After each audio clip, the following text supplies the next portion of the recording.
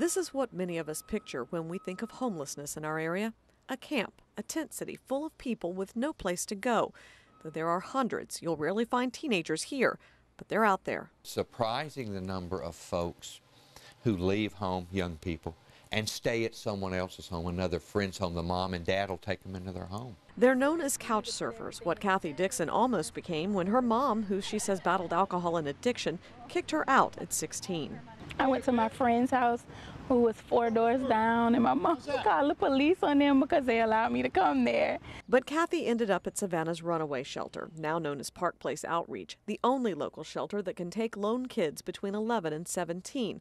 Prior to its opening, they had nowhere else to go. They were picked up by the police, they were locked up and treated as criminals, and they're not criminals, they're kids that need help. Help is exactly what Kathy got. 4 months of a stable environment before being moved to a children's home in Baxley.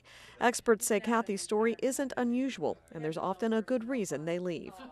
No matter what they've experienced out on the streets, there's a reason why the streets look more appealing to them than where they were living and who they were living with and what they were experiencing in school. So you got to start with why they left. A lot of times we learned that they were either sexually abused in their homes or sexually abused, on the streets. My story has been told thousands of times.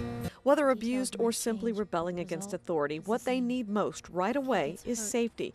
As depicted by actors in this public service announcement for Park Place, teens on the street face many risks. They're out there, and that's where the predators are, the folks who want to prey on these young kids.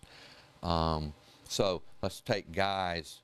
A lot of male runaways are pulled into prostitution, drug use and selling of drugs, kind of that piece of it. The other thing you'll see a lot of times, kids who necessarily didn't have a propensity to commit crimes start committing crimes to survive. Once they're safe, experts say these teens need encouragement and support to both survive and advance, something the school system helps provide. Some instances we'll have students who may need something as simple as school uniforms or a school bus because they've moved and are out of district. In other situations, we have students who have absolutely nothing or are just in total disarray. Sharon Hill is Savannah Chatham's homeless liaison for the school system, a position required by federal law in all districts to help the homeless student population. Right now, we are at 336. Oh, wow. 126 of those are in grades 6 through 12.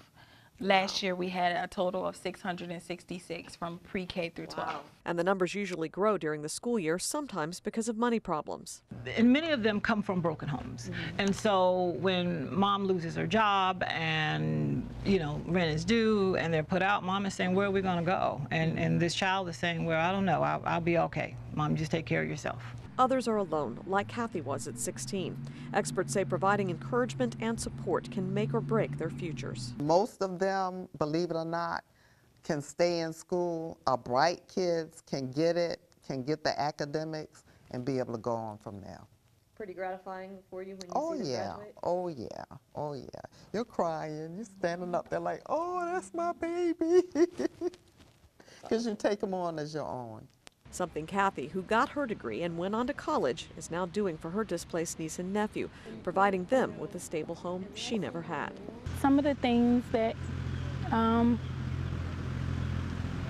that I learned from having been there are some of the things that I'm trying to give to the kids. Sheila Parker, WSAV News 3.